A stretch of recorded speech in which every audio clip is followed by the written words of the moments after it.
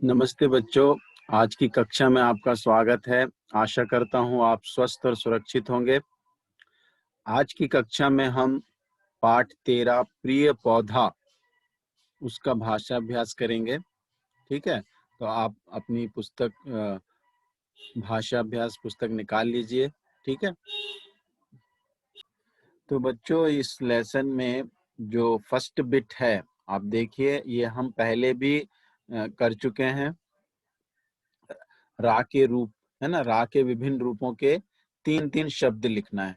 तो हमने रा के रूप पढ़े थे, याद है आपको? रा के रूप है ना, 4 रूप होते हैं। एक तो ये रा है ना, मालूम है आपको ये। फिर उसके बाद जो है ये आधा रा जो होता है जिसमें स्वर नहीं है, रेफ, मैंने बताया था आपको, ये रेफ है। और एक पदेन का रा है ना, पदेन का रा जब उसके साथ कोई आधा अक्षर आता है, जब ये लिखा जाता है।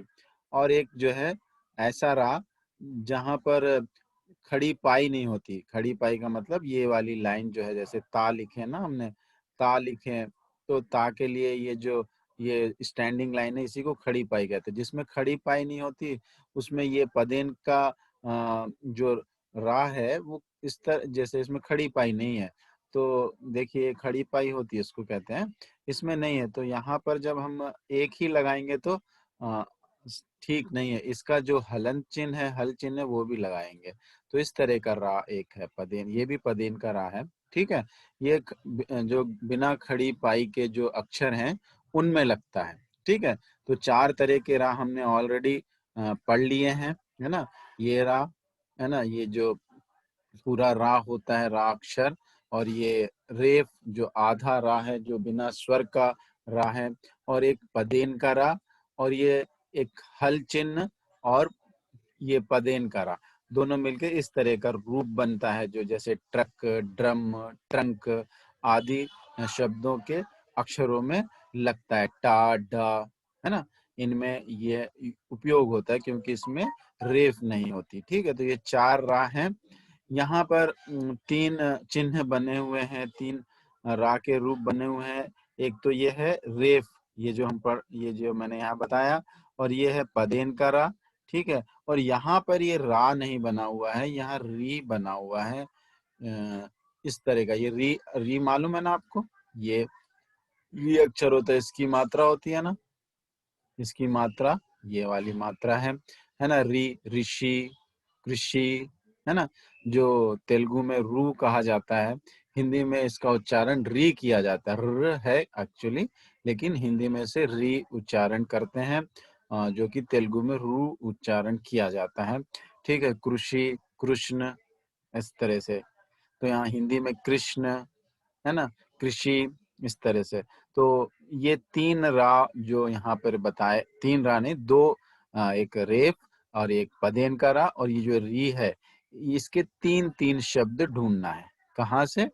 प्रिय पौधा पाठ में से। तो चलिए सर्च करते हैं हम। ठीक है, तो यहाँ पर देखिए पाठ है प्रिय पौधा। तो सबसे पहले तो प्रिय ही आ गया आपका पदेन रा वाला शब्द, है ना। और फिर उसके बाद आगे देखते हैं और भी शब्द। पदेन वाले को हम ब्लू से करते हैं, और जो री वाला है उसको रेड से कर देते हैं। ठीक है, और दो, एक एक दोनों के हो गए। और आगे देखते हैं हम। ठीक है, कार्य, कार्य में देखिए ये रेफ वाला आ गया। सबके एक एक शब्द हो गए, है ना। अभी आगे बढ़ते हैं। प्रिय और वृक्ष में री, और कार्य में रेफ, है ना। और आगे हम देखेंगे। ठीक है, तो इसके लिए थोड़ा आगे पेज बढ़ाना पड़ेगा हमको। यहाँ पर देखिए प्र, ये भी मिल गया आपको, है ना। रा को ब्लू करना बोले थे हम, तो ये रा की रेफ मिल गया इधर पे। ठीक है, और देखते हैं आगे और शब्द मिलेंगे हमको। हाँ, इधर पे देखिए आप, ये यहाँ पे री है ना, यहाँ पे री मात्रा मिल गई, दृष्टि। ठीक है, और यह भी, ये जो पदेन का भी मिल गया हमको। ठीक है, तो सारे 2-2 शब्द हो गए। ठीक, और और शब्द कौन से देखना हमको, ये रेफ वाले भी 2 शब्द हो गए, ये रेफ स्पर्श में है ना, ये री वाले, ये पदेन के तो 3 शब्द हो गए है ना। हमने जो प्रिय पौधा, ये क्रिया, ये प्रयोग, ठीक है। रेफ के 2 हो गए, और एक शब्द अगर मिल जाए, ये आकर्षक मिल गया, 3 हो गए। ये दृष्टि के 2 मिले, और एक अगर मिल जाएगा तो हमारा जो प्रश्न है कंप्लीट हो जाएगा। तो ये हमको मिल गया यहाँ पर नृत्य में, ठीक है। नृत्य में यहाँ पे देखिए नृत्य, ठीक। तो ये शब्द हम वहां पर लिख लेते हैं। चलिए फिर लिख लेते हैं ये शब्द हम। तो फर्स्ट बिट हमारा ये हो गया, रेफ वाले शब्द, कार्य, स्पर्श, आकर्षक, ये रेफ बनी हुई है ना। ये पदेन का जो रा है उसके शब्द, प्रिय, प्रसन्न, क्रिया, और ये री मात्रा वाले शब्द, वृक्ष, दृष्टि, नृत्य। ये थोड़ा ह जैसे दिख रहा है, लेकिन ये ह नहीं है, क्या है ये, दा जो है ना, दा में जो है री मात्रा लगी हुई है इस तरह से, ठीक है। तो ये टाइपिंग में इसी तरह से आ रहा है, ये है, ठीक। दृष्टि, नृत्य, वृक्ष, ओके, ठीक है। तो अब अगले एक्सरसाइज पे चलते हैं हम। नेक्स्ट जो बिट है सेकंड, दिए गए संज्ञा शब्दों को विशेषण शब्दों में बदलिए। अब आप दोनों शब्दों से अनभिज्ञ, आपको मालूम है ये दोनों शब्द से, आप जानते हो ये दोनों शब्दों को, ऐसा नहीं है कि आप पहली बार सुन रहे हो, इन शब्दों से अनभिज्ञ नहीं हो आप, इन शब्दों से अवगत हो, संज्ञा से भी और विशेषण से भी, है ना। तो लेकिन संज्ञा शब्द हमने पढ़े थे, 2 प्रकार के संज्ञा शब्द पढ़े हैं हमने। एक तो व्यक्तिवाचक संज्ञा और जातिवाचक संज्ञा, जैसे बालक जातिवाचक, मोहन व्यक्तिवाचक, पाठशाला जातिवाचक, और डीएवी पब्लिक स्कूल व्यक्तिवाचक, जानवर जातिवाचक, शेर व्यक्तिवाचक, शेर, कुत्ता, हाथी व्यक्तिवाचक, है ना। फूल जातिवाचक, गुलाब, कमल, चमेली आदि व्यक्तिवाचक। इस तरह से आपने जो है व्यक्तिवाचक और जातिवाचक संज्ञा पढ़ी। विशेषण आपको मालूम ही है, वे शब्द जो संज्ञा या सर्वनाम की विशेषता बताते हैं वो विशेषण कहलाते हैं। इसके बारे में भी हम वीडियो देख चुके हैं, और इसका मैंने अच्छे से एक्सप्लेन भी किया है पिछली जो कक्षाएं चली हैं उसमें। लेकिन यहाँ पे जो शब्द आए हैं संज्ञा शब्द, क्या ये व्यक्तिवाचक हैं या जातिवाचक हैं? देखते हैं। सरलता, तो ये ना तो किसी का नाम है और ना ही किसी जाति को सूचित कर रहा है। प्रसन्नता, सुख, दया, चारों शब्द ऐसे हैं जो कि क्या बता रहे हैं, भाव बता रहे हैं, है ना, ठीक है। जो फीलिंग्स को बता रहे हैं। सरलता, जिसको हम अनुभव कर सकते हैं। किसी के व्यक्ति में अगर कुछ ऐसी बातें हैं जो हमको बहुत अच्छी लगती हैं, है ना, तो उसमें हम कहते हैं कि वह बहुत सरल है ना, उसमें सरलता है, ठीक है। तो यहाँ पर जो है सरलता एक अनुभव करने वाली चीज है, यानी ये क्या है, भाववाचक संज्ञा। आपने पहली बार शायद इसका नाम सुना होगा, है ना, या फिर आपने पिछली कक्षाओं में भी सुना होगा इसका नाम, भाववाचक संज्ञा का नाम। अगर आप नहीं जानते तो मैं उसको अंग्रेजी में बता देता हूँ। एब्स्ट्रैक्ट नाउन, है ना, ब्यूटी, चाइल्डहुड, है ना, ओल्डनेस, ये सारे शब्द जो हैं क्या है, एब्स्ट्रैक्ट नाउन है। वैसे हिंदी में होता है भाववाचक संज्ञा। संज्ञा वैसे तो 5 प्रकार की होती हैं, हमने 2 प्रकार की पढ़ी है, व्यक्तिवाचक और जातिवाचक।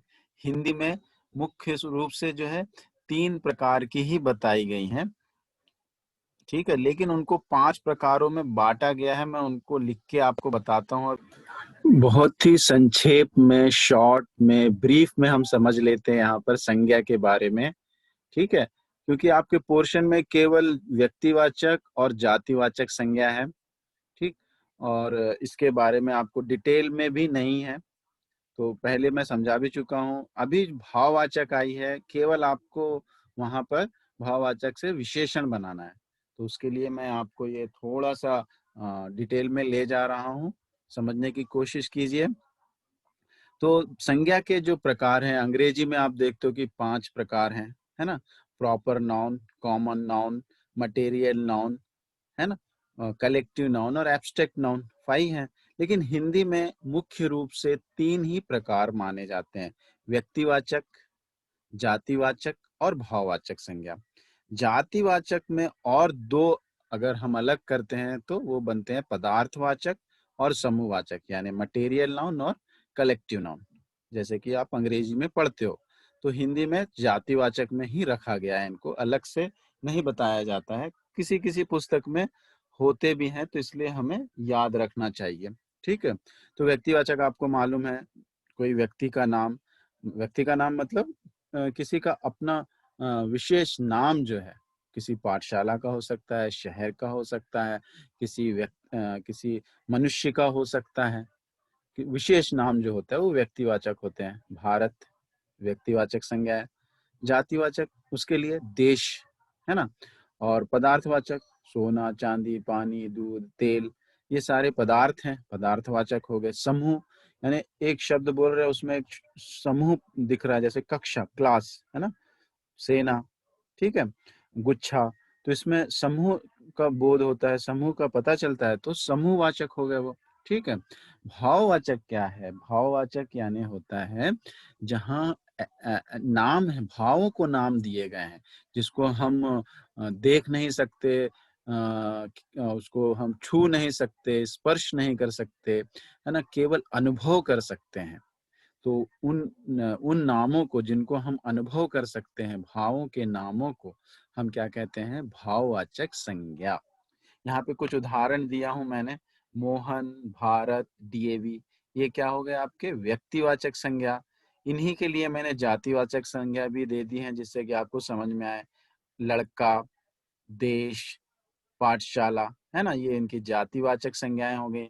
ये जो सोना है, पानी है, यह भी जातिवाचक में ही रखा जाता है हिंदी में।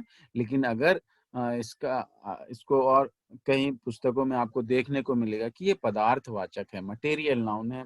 समूहवाचक कक्षा, क्लास, सेना, ये समूहवाचक संज्ञाएं हैं। ठीक है। भाववाचक बचपन, चाइल्डहुड इंग्लिश में होता है। बुढ़ापा, ओल्डनेस, है ना? सरलता, सिंप्लिसिटी, सुंदरता, ब्यूटी, सुख, है ना? हैप्पीनेस, दुख, सौरो। तो ये जो है भाववाचक संज्ञाएं हैं। अंग्रेजी में इसलिए मैं आपको समझा रहा हूँ कि आप लोगों को मतलब अंग्रेजी आप बचपन से पढ़ रहे हो और जल्दी समझ में आता है, उस चीज को ध्यान में रखते हुए मैंने यहाँ अंग्रेजी में आपको बताया। मेरा उद्देश्य केवल यही है, अंग्रेजी में बोलने का। ठीक है।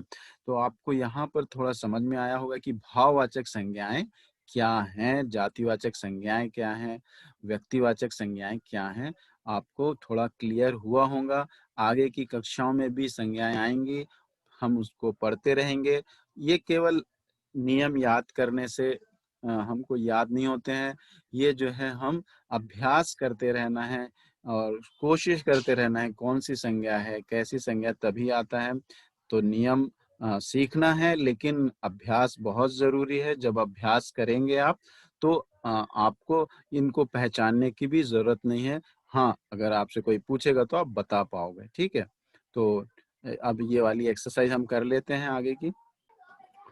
तो देखिए, हमने यहाँ सरलता, जो सिंप्लिसिटी है संज्ञा, उसको हमने बना दिया सरल, सिंपल, है ना? प्रसन्नता, हैप्पीनेस, हैप्पी, सुखी, सुख, है ना? सुख यानी भी वही हुआ, हैप्पीनेस, जॉय, है ना? सुखी, हैप्पी, ये हैप्पीनेस, हैप्पी, दया, काइंडनेस, है ना? काइंड। तो यहाँ पर अंग्रेजी में इसलिए समझा रहा हूँ आपको कि थोड़ा क्लियर हो जाए। ठीक है।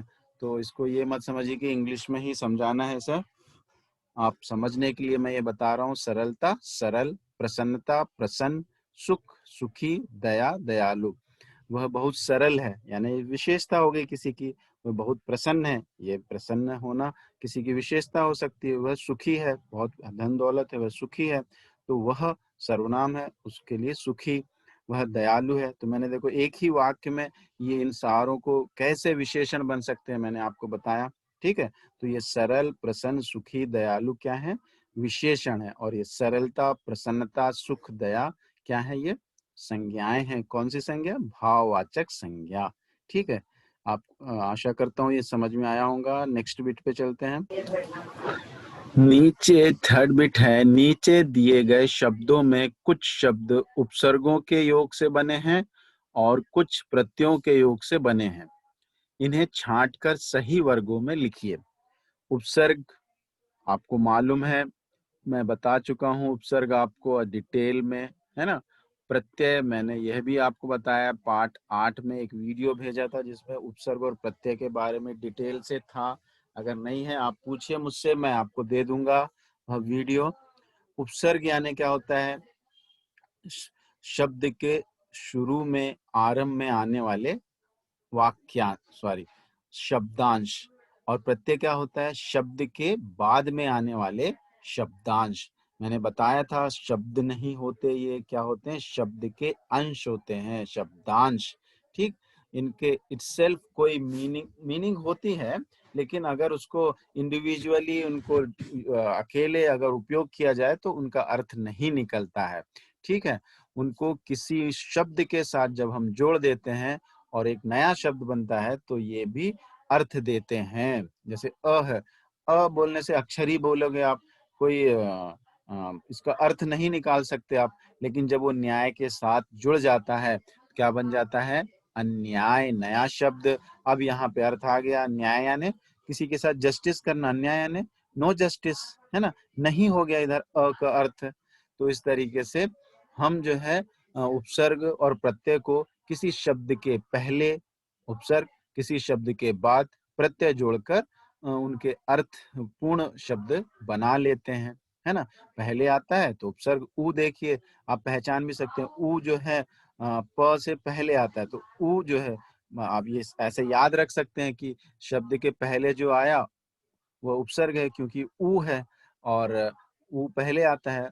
प्रत्यय में प से शुरू होता है प्रत्यय, तो जो बाद में आते हैं शब्द के वो क्या कहलाते हैं? प्रत्यय। जैसे दूध वाला, तो दूध तो शब्द है ना, मीनिंगफुल एक वर्ड है। Word which have meaning, which give some meaning, meaningful वो तो वर्ड होता है। दूध वाला, इसके साथ वाला जुड़ा है, शब्द के बाद में जुड़ा है, इसलिए क्या है? प्रत्यय है। ठीक है। अब स्वागत, ठीक है, स्वागत है, ये भी एक शब्द है। सुस्वागत कहते हैं, है ना। तो सु क्या हो गया? यहाँ पे उपसर्ग हो गया, पहले जुड़ा है। दिन, यहाँ पर दिन क्या है? एक शब्द है। प्रतिदिन, है ना, प्रति आकर जुड़ गया उसमें, तो ये पहले जुड़ा है, उपसर्ग हो गया। तो यहाँ पर वैसे ही शब्द आपको ढूंढ के यहाँ पर लिखना है। तो अगर इनमें आप शब्द पहचान जाओगे, शब्द अगर आप पहचान जाते हो, तो आपको जो है उसमें प्रत्यय है या उपसर्ग है वो आप पहचान जाओगे। जैसे अब पहला शब्द है भर पेट, तो यहाँ पर जो है पेट एक शब्द होता है ना। तो पेट, इसको थोड़ा अंडरलाइन कर देते हैं। पेट शब्द है, पेट शब्द समझ गए आप, है ना। तो पेट शब्द अगर समझ गए हैं, फिर उसके बाद मिलावट यानी मिलना, है ना, मिलाना या मिलना। तो ये मिलना एक शब्द है। घड़ी इधर एक शब्द है ना। और दिन एक शब्द है इधर पे। पूत यानी पुत्र एक शब्द है। मोर एक शब्द है इधर पे, है ना। चांद एक शब्द है, ठीक है। अपमान एक शब्द है यहाँ पे। हाल, आपका हाल कैसा है ना। मधुर एक शब्द है। दवा जो है एक शब्द है। खाना यहाँ पर शब्द के रूप में उपयोग नहीं हुआ है। खाना यानी भोजन के लिए भी उपयोग करते हैं, है ना। और ईटिंग यानी उसके लिए यूज करते हैं। यहाँ पे ये उर्दू शब्द है और यहाँ पे जो है ये शब्द, यहाँ पे दवा खाना एक वर्ड को जो है प्रत्यय के रूप में यहाँ पे यूज हुआ है, उपयोग हुआ है। ठीक है। गाड़ी, वाहन, तो यहाँ गाड़ी एक शब्द है। अब यहाँ पे देखिए जिनको मैंने अंडरलाइन नहीं किया है वो या तो प्रत्यय है या उपसर्ग है ना। तो जो उपसर्ग है वो कहाँ रहेंगे? वो पहले रहेंगे, पूर्व में रहेंगे। भर, है ना, हर, है ना, प्रति, ठीक है, क, ठीक, और अर, ठीक, बद्ध, हाँ, और ठीक, तो ये क्या हो गया, ये जो मैंने नीले रंग से जो मैंने शब्दों को अंडरलाइन, जो शब्दांशों को अंडरलाइन किया है वो क्या है, उपसर्ग है। ठीक है, क्या है वो, उपसर्ग है। और अब आगे क्या बचा हुआ है, प्रत्यय, तो इसका उल्टा क्या हो गया, प्रत्यय हो गया, है ना। तो जो बच गए जैसे वट, आवट, मिलावट, आवट, तो आवट जो है इसमें क्या हो गया, प्रत्यय हो गया, है ना। और यहाँ पे देखिए प्रत्यय नी प्रत्यय हो गया, नी यहाँ भी प्रत्यय हो गया। और फिर यहाँ पे देखिए ता, ये भी प्रत्यय है, बाद में लगा है शब्द के। और खाना प्रत्यय है, जैसे कि मैंने बताया उर्दू शब्द में खुशबू, है ना, खुशबू में जो है खुश, आप बोलोगे कि ये तो शब्द है खुश, लेकिन यहाँ खुशबू में जो है ना, खुश उपसर्ग के जैसे काम कर रहा है। वहां पे एक पॉजिटिव, मतलब बू यानी होता है स्मेल, तो एक अच्छी स्मेल बताने के लिए खुश का उपयोग किया जा रहा है। खुश यहाँ पे अच्छा अर्थ रख रहा है। यहाँ पे खुश जो है उपसर्ग जैसे, वही वैसे ही दवा खाना में खाना जो है प्रत्यय जैसे काम कर रहा है। कोई भी शब्द हमेशा एक जैसा नहीं होता, उनके रूप बदलते रहते हैं। हमें वो कि उस स्थान पे कैसा यूज हुआ है, उस अर्थ में हम उसका प्रकार बता सकते हैं। जैसे सुंदर शब्द है, कई बार मैं उदाहरण देता हूँ, सुंदर शब्द है, आप सुंदर, मैं पूछ लूं आपसे कि सुंदर बताइए शब्द का कौन सा भेद है, कौन सा है पार्ट्स ऑफ स्पीच, तो क्या आप कह दोगे ये एडजेक्टिव है, ये संज्ञा भी बन सकता है, सुंदर बहुत अच्छा लड़का है, तो यहाँ पे सुंदर क्या हो गया, संज्ञा हो गया। तो किसी भी शब्द का कोई प्रकार बताना है, तो वह शब्द उस जगह किस कार्य के लिए उपयोग हुआ है, उस आधार पर ही हम बता सकते हैं। ठीक है, तो यहाँ पर हमने ये एक्सरसाइज कर ली। उपसर्ग वाले जो शब्द हैं वो इधर लिख दीजिए, और प्रत्यय वाले जो शब्द हैं इधर लिख दीजिए। ठीक है, तो लिखते हैं हम वो शब्द। तो यहाँ देखिए हमने सारे शब्द लिख लिए हैं, उपसर्ग वाले और प्रत्यय वाले। भरपेट, भर इसमें उपसर्ग है। हर घड़ी, हर इसमें उपसर्ग है। प्रतिदिन, प्रति इसमें उपसर्ग है। कपूत, इसमें कपूत, पूत उपसर्ग, क उपसर्ग है। अपमान, इसमें अप उपसर्ग है। बदहाल, इसमें बद उपसर्ग है। बाकी जो बचा वो क्या है, मूल शब्द है। पेट, घड़ी, दिन, पूत, मान, बदहाल, और उपसर्ग मिलके एक नया शब्द बना रहे हैं। ठीक है, यहाँ भी वही है, जो प्रारंभ में है वो मूल शब्द है, और उनके बाद जो लगा हुआ है ना, वो क्या है, अंत में, शब्द के अंत में जो आए हैं वो क्या है, प्रत्यय है। मिलावट, आवट, मोरनी, मोर मूल शब्द, इसमें मिलाना जो मूल शब्द, आवट यहाँ पे जो है क्या है, प्रत्यय है। मोरनी में नी प्रत्यय, चांद मूल शब्द है, नी प्रत्यय है। मधुरता में मधुर मूल शब्द है, ताप प्रत्यय है। दवा खाना में मूल शब्द दवा है, खाना प्रत्यय है। गाड़ीवान में गाड़ी मूल शब्द है, और वान प्रत्यय है। ठीक है, तो आशा करता हूँ आप लोगों को यहाँ समझ में आया होगा ये उपसर्ग वाले शब्द और प्रत्यय वाले शब्द। ठीक है, तो आज ये जो एक्सरसाइज है यहीं तक करते हैं, अगली कक्षा में बिट नंबर 4 से शुरू करेंगे। ठीक है, धन्यवाद। मेरी कक्षा सुनने के लिए आपका बहुत बहुत धन्यवाद।